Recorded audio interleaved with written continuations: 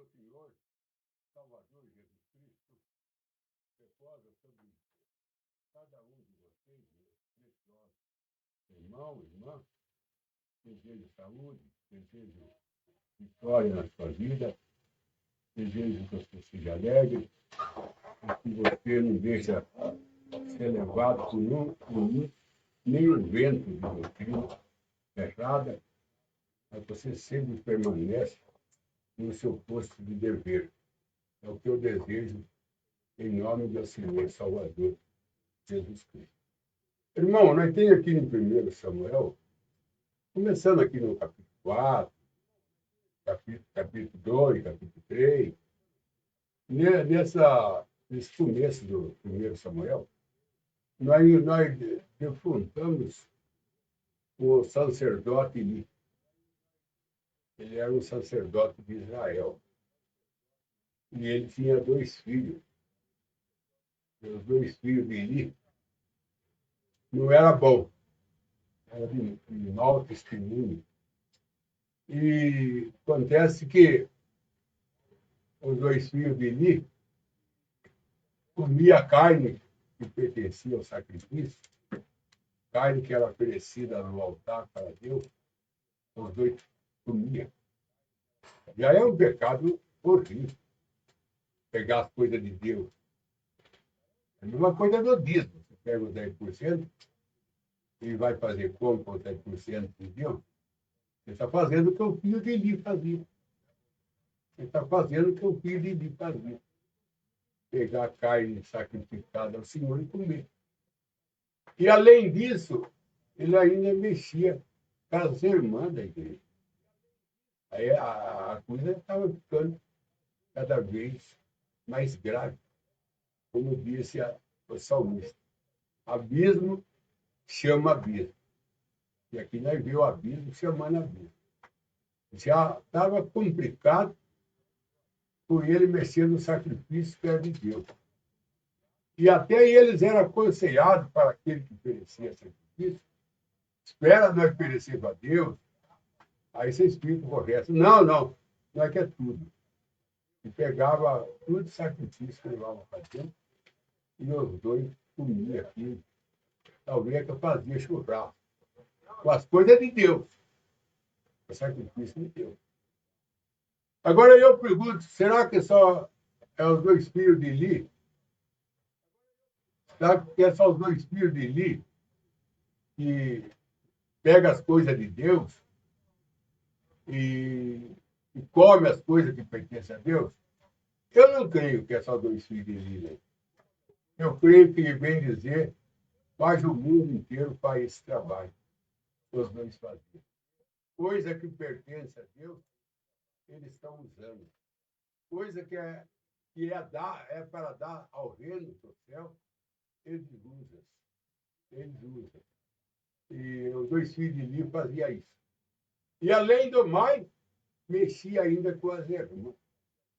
Ficou mais grave ainda.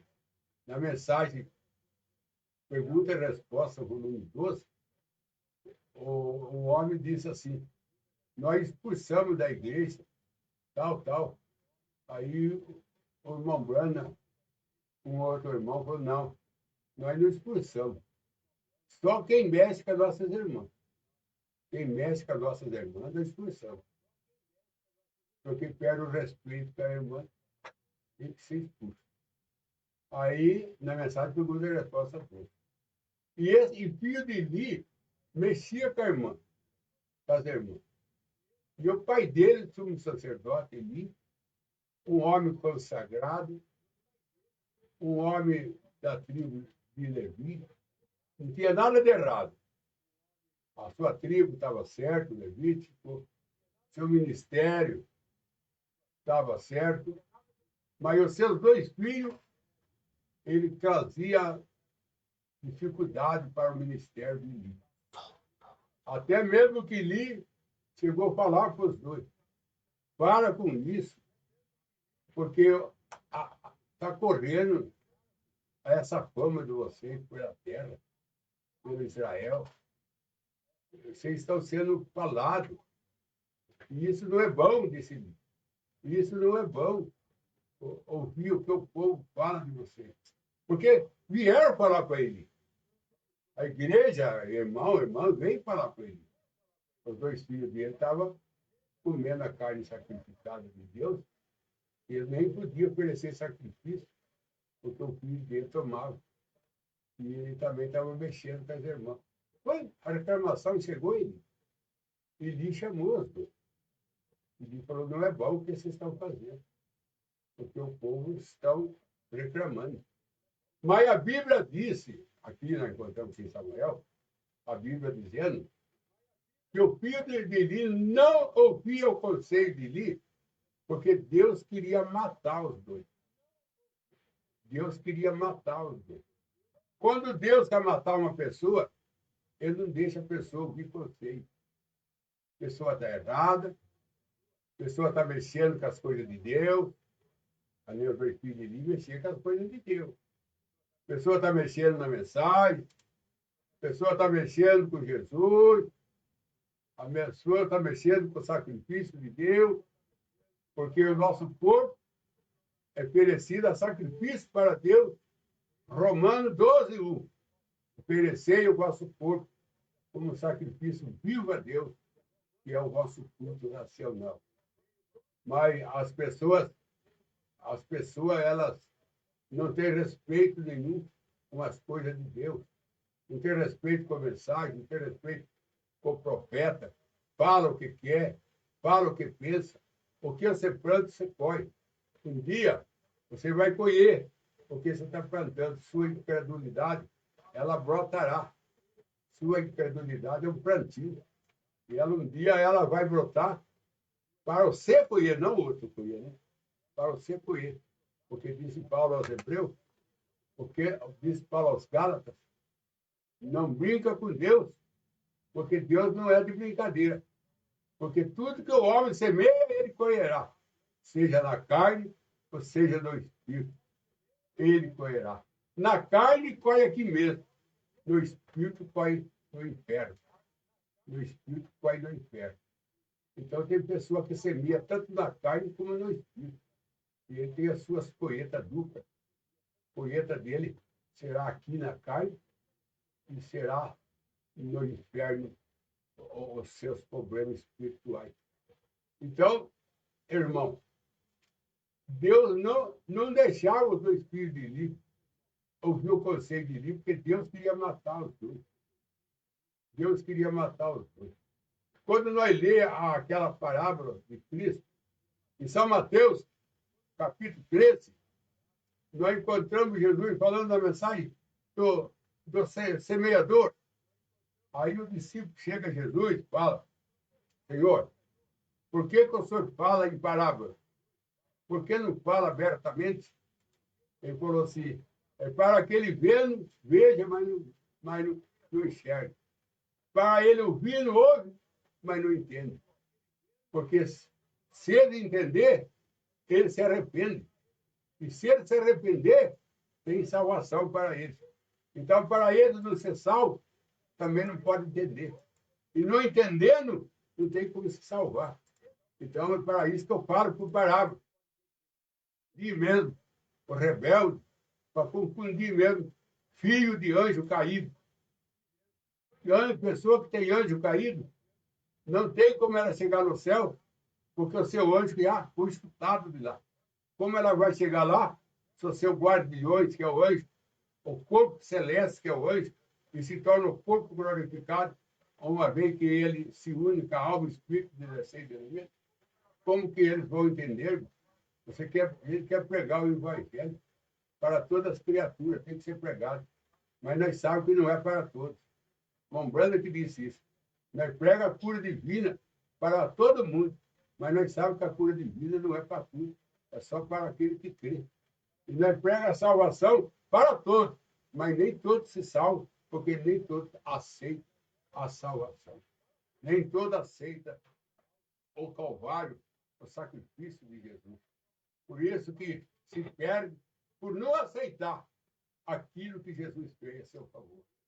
Então, meu irmão, aí veio a guerra contra os filisteus. Aí eles pegaram os soldados se armaram e os 2 filhos de Eli foram ajudar a carregar a arca, porque a arca ia para a batalha. A arca ia na frente. Com mais 2 sacerdotes, que era 4. Mas 2 era bom. 2 sacerdotes era homem consagrado. Mas 2 eram perversos. Os 2 filhos de Eli. Olha aqui como são atrevidos. Como que eles são atrevidos. Eles ainda tinham coragem de carregar a arca. Comendo carne sacrificada a Deus, não deixando oferecer para Deus porque ele queria comer, mexendo com as irmãs, não ouvindo o conselho do pai, rebelde ao pai. E a Bíblia diz que os 2 eram filhos de Belial, Belial e diabo. Os 2 eram filhos de Belial, era perverso. E carregando a arca, irmão, a arca é a palavra. Como que vai carregar a palavra se você não respeita o sacrifício de Deus? Se você não respeita, como você vai? Como você vai? Não tem como você carregar a arca. Não tem como você carregar a palavra. Você quer carregar a palavra? A palavra não foi feita para rebelde carregar. Foi feito para filho, homem consagrado. Homem que tem entregado sua vida na mão de Deus. Tem passado pelo processo de Deus. Justificação, santificação, batismo com o Espírito Santo. Esses são os homens que devem carregar a arca. Porque lá em Israel, quem não era circuncidado não podia nem participar da comunhão, pessoa que não era circuncidada. E a circuncisão no Novo Testamento é no coração. Lá era no prepúcio do menino com 8 dias de idade, de vida. Agora, é para aquele que está em Cristo, porque Cristo é o 8º. Para aquele que está em Cristo, é 8 dias. No 8 dias era cortado o prepúcio do menino e ele era circuncidado. Com a circuncisão, ele tinha direito de ser. Ele estava na aliança, a circuncisão era a aliança que Deus fez com Abraão. Uma vez circuncidado, ele estava livre para participar da congregação, participar dos louvores, participar do mover de Deus. Mas tinha que ser circuncidado. Mas tem uma passagem da Bíblia que o filho de Sinque, ele violentou a filha de Jacó, a Diná. E quando ele veio acertar com Jacó, o filho e o pai veio acertar com Jacó, dizendo para Jacó, o filho dele amava a Diná, mas tinha violentado ela, se ele não liberava ela para casar com o filho dele. O Jacó falou, não posso. Por que você não pode? Porque vocês são circuncidados. E o nosso povo não pode misturar com o seu, porque o nosso povo é um povo separado.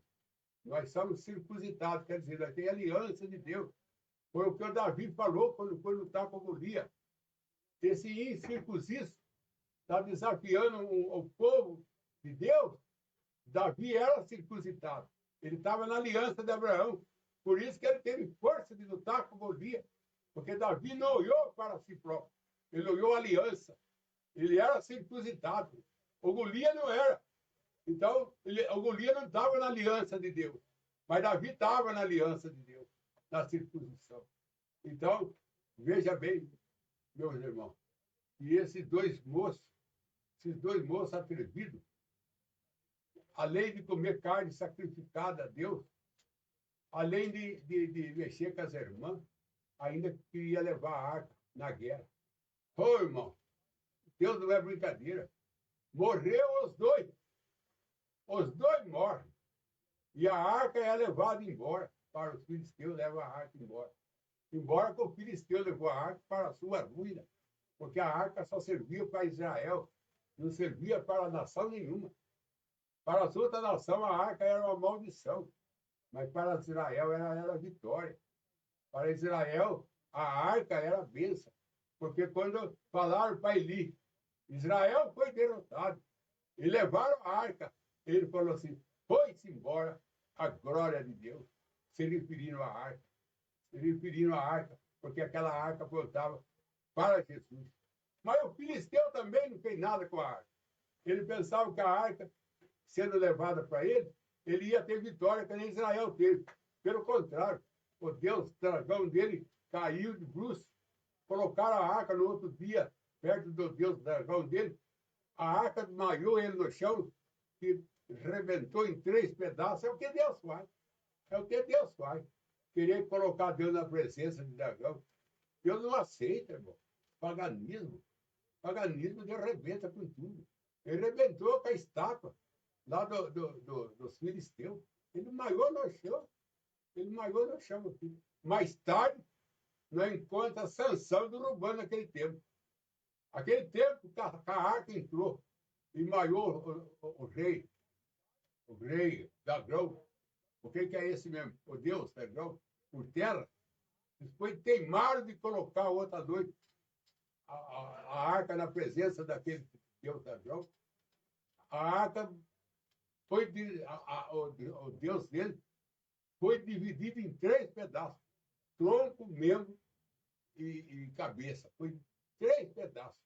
É o que Deus faz com aquele que quer chegar na presença de Deus, sendo pagão, sendo ateu.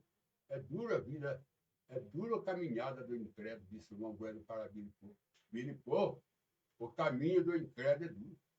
E o caminho daquele que não crê no irmão Bueno como profeta, o caminho daquele que não vê Jesus como Deus, o caminho daquele que tem ceia, que não tem nem pão asmo, nem tem lava-pé, o caminho daqueles que crê que Deus é 3 pessoas, 3 tronos no céu, é o caminho triste de andar, e o seu final é morte. Como disse Salomão, há caminho para o homem é bonito, mas o seu final é morte. Mas o nosso caminho, o final dele não é morte, o final dele é vida eterna. Deus te abençoe em nome de Jesus.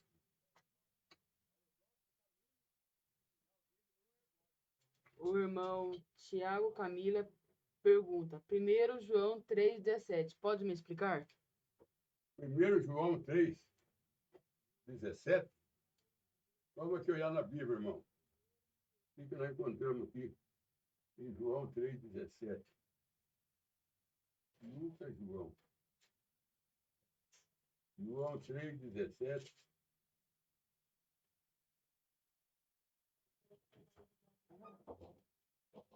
João 3, 17. É Tupineira.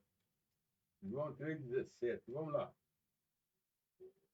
O que ele fala? Porque Deus enviou seu Filho ao mundo, não para que condenasse o mundo, mas para que o mundo fosse salvo por ele. Olha, eu não sei qual é que o irmão quer de tudo isso daqui, porque aqui tem muita coisa. Porque Deus enviou seu Filho ao mundo, não para que condenasse o mundo, mas para que o mundo fosse salvo por ele. E foi, irmão. O mundo foi salvo por Jesus. Esse é o Cordeiro de Deus que tira o pecado do mundo. Olha o Cordeiro de Deus que tira o pecado do mundo. Se o mundo ficou sem pecado, ele salvou o mundo. Agora, se a pessoa não aceita, ela é condenada. Não por causa do seu pecado, porque ela não aceitou Jesus. Ela não aceitou Jesus. Porque quando Jesus morreu, ele salvou o mundo inteiro. Ele se tornou um Deus universal. Porque até o Calvário, Jesus só salvava o povo judeu por causa da circuncisão. Ali eu estava falando de Diná. Quando ela foi lá, o rapaz foi lá pedir a Diná em casamento, Jacó falou assim, não posso dar, porque vocês não são circuncidados. Aí ele falou, mas nós circuncistas, Jacó. Então circuncistas, vocês estão livres para casar com a minha filha, e nós se tornamos um povo só. Está vendo o que a circuncisão fazia? Ela unia, ela quebrava as paredes. A circuncisão não era só para Israel, era para quem aceitasse.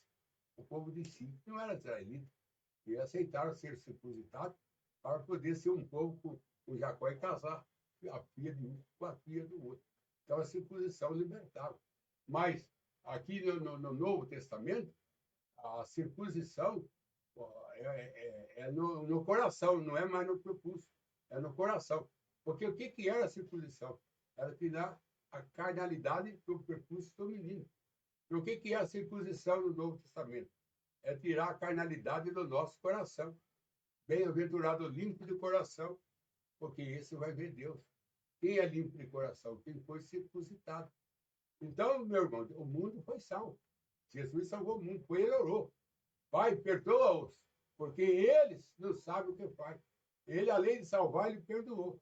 A pessoa vai para o inferno porque ela não aceita Jesus, mas ela vai salva. Foi salva. E ele vai virar e falar para Jesus: Senhor, o senhor está me condenando? E eu vou para o lago de fogo? Com certeza. Mas o senhor não me salvou? Você não aceitou. O senhor não me curou? Você não aceitou. E coisa que você dá para a pessoa e ela não aceita, então anula a adoção. A adoção é anulada no rejeitar. Então, o mundo foi salvo, meu amigo. Aqui está certo. Deus mandou Jesus no mundo não para condenar o mundo, mas para salvá-lo. E salvou. Só que ele não aceita. Por isso que no trono branco eles vão comparecer. E será condenado, não por causa dos seus pecados, mas por causa da sua incredulidade. Porque beber, fumar, adulterar, não é pecado. É atributo do pecado. Pecado é incredulidade. O resto é fruto dele. O irmão Oliveira Marcelo pergunta: por que Deus perguntou onde Adão estava, onisciente e onipresente? Não, irmão, ali Deus, quando desceu no jardim do Éden, que Adão e Eva tinham caído, Deus procurava eles como homens. Nós temos que ver que Deus tem várias maneiras de trabalhar. Ali em Hebreu 1, está escrito assim: Deus, de várias maneiras, trabalhou com Israel. De várias maneiras. Então, Deus onisciente, Deus onipresente, isso ele é.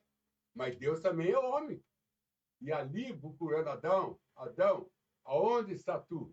Ali ele procurava como Adão, mostrando que ele ia fazer homem e ia procurar pelos seus filhos. Ali ele mostrava o Calvário.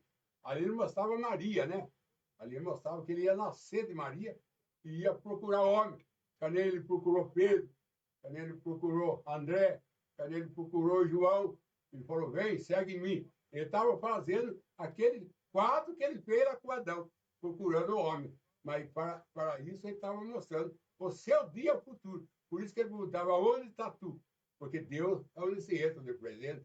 Deus não precisa procurar. Nós encontramos uma outra passagem da Escritura, ali em São Mateus 7, que ele fala assim: a turma fala, fizemos maravilha no teu nome, curamos no teu nome, e todas essas maravilhas nós fizemos no teu nome. Jesus falou: apartai, vai de mim, que eu nunca vos conheci. Como que Jesus não conhece? Deus não conhece? Deus conhece todas as coisas. E Jesus fala: apartai-vos de mim, praticador de iniquidade, porque eu vos nunca conheci. Ele nunca conheceu como eleito. Ele nunca conheceu como seu filho. Porque Deus conhece todas as coisas. O que eu nunca vou conhecer. Ele estava tratando ali com um grupo de rebeldes. Porque nós expulsamos o demônio, nós curamos o enfermo, nós oramos e o demônio vai embora. Os apóstolos também fez isso. Judas Iscariote estava entre os 12. Judas Iscariote também expulsou o demônio. Judas Iscariote também orou pelos enfermos, o enfermo era curado. Então, orar pelo enfermo e o enfermo ser curado, expulsar demônio, não é base nenhuma para entrar no céu. Porque se fosse, Judas também estava. O irmão Oliveira Marcelo pergunta: qual o significado de uma espada de 2 gumes? Hebreus 4:12. A espada de 2 gumes é que corta dos 2 lados, né, irmão? Ela corta dois lados. Então, ele corta tanto no natural como no espiritual. Ela tem a lâmina dela, ela corta dos 2 lados. É a palavra de Deus. Ela corta dos 2 lados. Ela corta tanto do lado natural, ela corta, como no lado espiritual, ela corta. Por isso que ela corta dos 2 lados. E tem muitas outras coisas que significa cortando dos 2 lados. Como ela corta tanto o homem como corta a mulher. Né? Ela corta tanto do lado como do outro. Por isso que ela é espada de dois cortes. Ela corta dos dois lados. Ela corta tanto do lado do homem como do lado da mulher. Ela corta como no lado espiritual, como no lado espiritual, natural. Ela não perde corte. Ela não perde lance. Todas as coisas, toda obra ela faz. Deus trabalha tanto com os homens natural como o homem espiritual. Como no nosso lado natural, como no lado espiritual. Nós temos a espada de Deus cortando, abrindo o caminho para nós, expulsando o inimigo da nossa vida. Tudo com a sua espada. E a espada é a palavra. O irmão Marcelo pergunta: qual o significado do vento, terremoto e fogo em 1 Reis 19, 11 e 13? Bom, irmão, ali Elia estava na gruta. Ele tinha fugido de Jezabel, tinha comido um pão que o anjo deu para ele, e andou 40 dias. Isso ele entrou numa gruta e não saía da gruta. E aí Deus veio procurar ele. Aí tá, irmão, aí, Deus procurando Elia. Tá vendo? Deus procurando Elia, fazendo o trabalho do homem. Porque ele disse, eu mesmo buscarei a minha ovelha. Eu mesmo buscarei. Mas Deus, Jesus disse, ninguém vem a mim se o Pai não trouxer. E no outro lugar falou, tudo que o Senhor me deu, eu guardei. Só se perdeu o fio da perdição, que era Judas.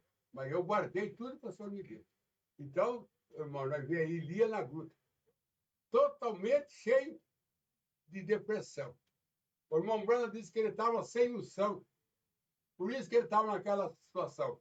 Na gruta, sem unção, ele estava numa depressão terrível.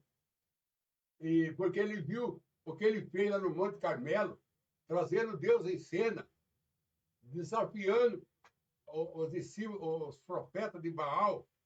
Tudo isso aí ele fez ali para trás. Depois ele fugiu de Jezabel, o anjo encontrou com ele, o anjo abasteceu ele com bolo. Aí ele andou 40 dias e entrou na gruta. Aí não foi o anjo que Deus mandou. O próprio Deus veio. Lá atrás nós vemos um anjo dando bolo para ele. Mas aqui não é Deus. Aqui não é anjo, é Deus mesmo veio buscar Elia. Por Elia. Aí veio um terremoto. Aí veio um ventaval. Aí veio um fogo. E a Bíblia diz que Elia não saiu porque Deus não estava naquele fogo, naquele terremoto e naquele vento. Muito bem. O terremoto foi Martinho Lutero, que ele fez o terremoto. O justo vive por fé. E o vento foi Martinho Lutero. O fogo foi o Pentecostais. Né? O fogo foi o Pentecostais. E o vento foi a era wesleyana. Então, terremoto, vento, Wes e fogo, Pentecostes. Aí vem Deus, em quarto lugar vem Deus, num vento suave e uma voz delicada. Um vento suave é o Espírito Santo e uma voz delicada, como Deus aí, Deus é El Shaddai. Deus é o Shaddai. Ele falou, aquele que amamenta, aquele que pega nós como nenê. E foi Elia, o que faz aqui? Aí Elia saiu. Quando ele viu aquele vento suave, aquela voz delicada, ele saiu, porque ele viu que era Deus. Porque Deus não veio com voz bruta. Deus não veio com uma criadença. Deus veio com voz delicada. Deus veio com vento suave. Deus não veio com fogaréu em cima de nós. Deus veio delicadamente. O irmão Branham disse que aquele anjo que trouxe o bolo para Elia, foi o anjo mais manso que tinha no céu. Ele pegou o anjo mais manso. Pô, vai lá, acorda Elia e dá o bolo para ele. Deus sempre trouxe o William Branham, um homem calmo, um homem mais manso do que eu era o irmão Branham. Um homem totalmente de Deus, o William Marião Branham. E, irmão, então Elia saiu e Deus falou, quem faz aqui, Elia? Ele falou assim, mataram os teus profetas, tu roubaram o teu altar, e eu fiquei só. Deus falou, não, Elia, não. Tem 7.000 que eu reservei para mim, o qual não beijou Baal e nem dobrou perante ele. Você tem 7.000, você ganhou. Você não sabe que você tem uma igreja de 7.000? Não, senhor. Eu estou pensando que eu sou sozinho. Não. A tua mensagem tem ganhado 7.000 pessoas através da sua mensagem. Elia não sabia que tinha uma igreja de 7.000. E ele tinha. Aí Elia se animou. Falou, então eu não estou só. Não, tem 7.000 ao seu lado. Aí falou, Elia, você tem que ungir Jaú, e você tem que ungir um outro rei lá, que eu não sei agora o nome, e você tem que buscar Eliseu. Ele está arando terra com 12 boi, e ele é que vai ficar no seu lugar. Vai atrás dele, você encontra ele arando terra. Elias foi atrás, encontrou Eliseu, um tipo de pessoa que busca a alma, pessoa que não fica criticando dentro de casa, combatendo o profeta. Vai ganhar uma alma para Deus, homem. Gasta seu tempo de crítica, gasta seu tempo de preguiçoso, gasta seu tempo de revoltado para ganhar alma. Vai ganhar uma alma para Deus, disse o Mombrano, em vez de ficar em casa criticando. Vai ganhar uma alma. Foi o que Deus mandou Elias fazer. Vai buscar Eliseu, que ele está ocupado com boi e com arado. Elias foi lá, jogou a capa sobre ele, falou: entendeste que eu fiz? Eu entendi. Olha como é que é o homem de Deus. Eu entendi. Você entendeu o que eu fiz? Eu joguei a capa de você. Você entendeu? Eu entendi. O que é que eu fiz? Você está chamando eu para o ministério. Oh, glória a Deus. Aí ele falou assim: eu não vou enquanto não matar os bois e queimar o arado, porque eu quero queimar as pontes. Não quero ficar seguir Deus, pensando no boi, pensando no arado. Eu quero matar o boi, fazer do boi sacrifício e do arado o altar. E quero oferecer a Deus. Aí eu vou contigo. Aí eu caminho contigo. E aí por diante vai até o arrebatamento de Elias. E Eliseu ergue a capa e com ela ele volta para trás, passando o Jordão de lá para cá. A irmã Márcia Salles pergunta: boa noite, pastor José. Jesus lavou os pés de Judas Iscariotes? Não. Judas Iscariote comeu o pão e Judas Iscariote bebeu o vinho. Mas quando chegou a hora de lavar o pé, ele levantou da mesa e foi embora. Jesus falou assim: o que tu tem que fazer? Faça o que depressa. Aí Judas Iscariote levantou e foi vender Jesus. Judas Iscariote, não, se ele tivesse lavado o pé, ele fazia parte de Jesus. Porque ele falou para Pedro: se eu não lavar o seu pé, você não tem parte comigo. E se Jesus tivesse lavado o pé, ele não ia trair Jesus, porque ele ia fazer parte de Jesus. Então, na hora dele fazer parte de Jesus, ele saiu da ceia, e a ceia dele só tem pão e vinho, que é a ceia da denominação. A ceia da denominação só tem pão e vinho. E ainda não é o vinho verdadeiro, que é suco de uva, e ainda o pão é pão cevado, pão de padaria. Todo errado. E é só pão e vinho ainda está errado. E a denominação não lava o pé. É a ceia de Judas Iscariote. Ceia sem lavar pé é ceia de Judas Iscariote. O irmão William Pinheiro pergunta: em Apocalipse 17 fala sobre condenação de grande prostituta. É a Igreja Católica?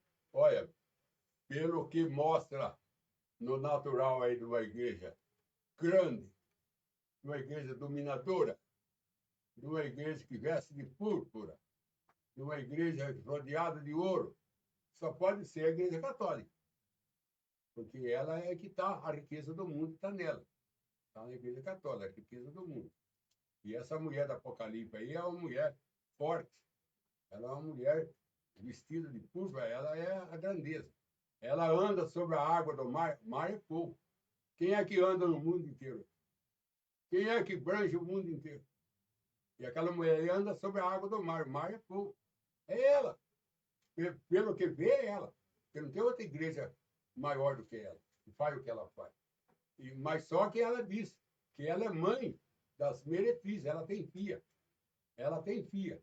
E a filha dela é a denominação. Mãe, porque está escrito na Bíblia. Tal a mãe, tal a filha. Ela batiza no nome do Pai, Filho e Espírito Santo, as filhas também batizam. Ela estuda homem para pregar, as filhas também estudam. Eles não têm dom de pastor, eles têm profissão de pastor. Porque existe pastor por dom e pastor por profissão. William Pinheiro pergunta: 1 Coríntios 11:15. Mulher tendo cabelos crescidos e honrosos. A Deus e dado em lugar de véu. Por que a congregação batista ainda usa véu? Porque não tem profeta, irmão. Tudo que não tem profeta entra no erro. Porque quem ajuda não é profeta. Você vê bem que quando o maná caiu do céu lá em Israel, perguntaram: o que é isso? O que é isso? Aquela multidão começou a perguntar: o maná caindo de manhã. O que é isso? O que é isso? Moisés falou: esse é maná. É comida de anjo que Deus mandou para vocês. Por isso que o profeta esclarece. O povo não sabia o que era aquela comida. E começou a perguntar, o que é isso? O que é isso? Aí Moisés falou assim, isso é maná, comida de anjo que Deus está mandando para vós. Profeta esclarece. Entendeu? Profeta esclarece. Como é que é a pergunta dele? Pergunta, 1 Coríntios 11:15.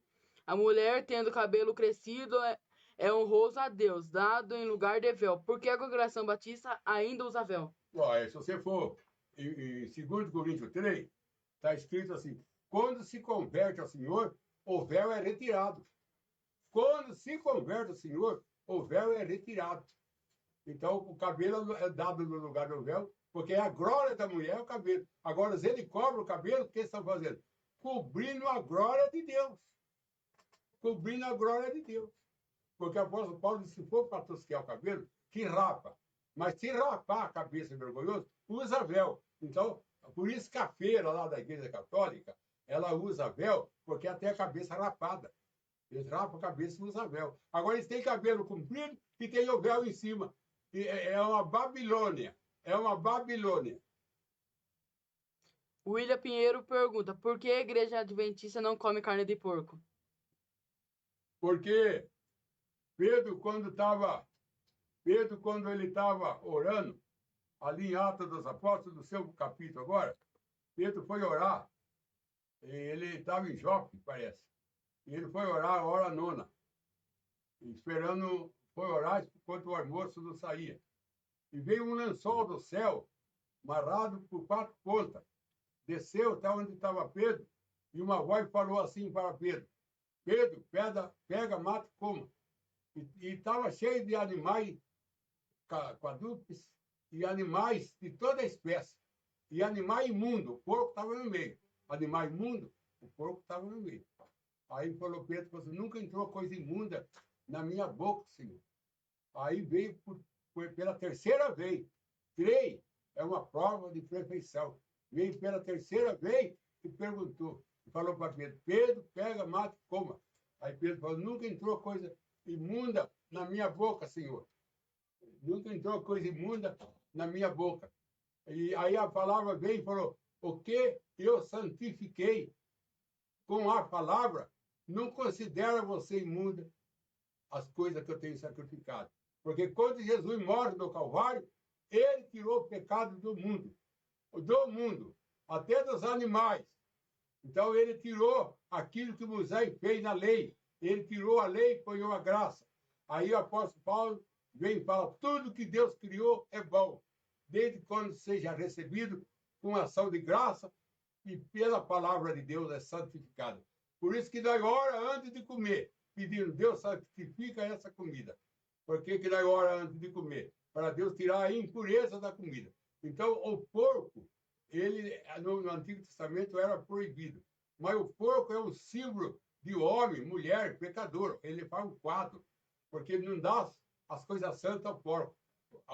Não dá a sua pérola aos porcos, porque ele lambuza na lama. O que é pérola? Sua filha, seu filho, não dá para um porco, que ele vai enrolar ela no vício, vai enrolar ela nas coisas erradas. Então, o porco era um símbolo de pessoa suja, mas que Jesus Cristo santificou. Quando Jesus Cristo morreu, ele mudou a história do mundo. Ele mudou a história do mundo. Ele foi o princípio de uma nova criação, como está escrito em Apocalipse. Assim diz o Amém.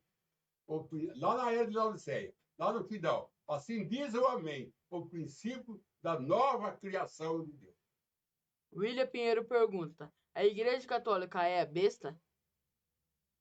A Igreja Católica é a besta, é o anticristo, o falso profeta, e a besta, que é uma trindade, né? De anticristo, besta, anticristo, falso profeta e besta. Então, a besta, ela vai mesmo ter o seu poder nos 3 anos e meio de tribulação. Ela já é a besta agora, né? Mas ela vai ganhar a sua plenitude. O seu poder máximo é nos 3 anos e meio de tribulação, quando o Espírito Santo não está mais aqui e nem o profeta está aqui para encarar. Não tem animal nenhum de Deus aqui. Então, a besta aí, ela está livre para fazer o que quer. Então, nos 3 anos e meio de tribulação, Ali ela ganha a plenitude da bênção, mas essa é a bênção. William Pinheiro pergunta: por que a Igreja Testemunha de Jeová não doa sangue? Porque a igreja testemunha de Jeová não ganha sangue, porque eles leram ali em Atos dos Apóstolos 15, e os apóstolos se reuniu e falou assim para não mexer com o gentil, largar o gentil de lado, né? Não ensinar as coisas de Israel para o gentil, porque ele estava na graça. Israel estava na lei, não trazia a lei para o gentil. A não ser a carne sufocada, né? A não ser a carne sufocada, para não deixar ele sufocar os animais, mas derramar, cortar o pescoço e derramar o sangue na terra, seja do frango, seja do pássaro que vai comer, derrama o sangue na terra e não coma carne com sangue. Isso aí veio para o Novo Testamento, essa lei de não comer carne sufocada. Então, o testemunho de Jeová leram ali, entendeu que não é para doar sangue. Agora, se não pode doar sangue, não pode casar. Porque quando casa, o homem doa sangue para a mulher para gerar filho. Você não tem jeito de gerar um filho sem a doação de sangue do macho. Porque o sangue está no macho. E quando ele une com a mulher, vai gerar um filho, ele está doando sangue para ela. Então não pode casar. Eu falei com 2 testemunhos de Jeová que estavam lá fora da minha casa, 2 rapazes, vocês são casados? Ele falou, não. Então, se vocês casarem, vocês vão gerar filho? Falou, é lógico, você não pode gerar, porque para gerar você tem que doar sangue para sua mulher, através do sêmen. Como você não doa sangue, e você não pode gerar filho, porque é a doação de sangue. Então, aí eu falei para ele assim, o maior doador de sangue foi Jesus, irmão. E nós somos salvos pelo sangue dele. Vocês vão mexer em sangue? Vocês logo em sangue vocês vão mexer? Logo, o maior doador é Jesus. Vamos orar, então? Os pedidos de oração. Oliveira Marcelo. Peço por mais presença do Espírito Santo em minha vida, além da oração para meus amados irmãos da fé, meu pastor Weber Cordeiro e a sua família. Sou grato, que Deus abençoe todos. O irmão Marcos Antônio. Peço oração para o meu filho Igor.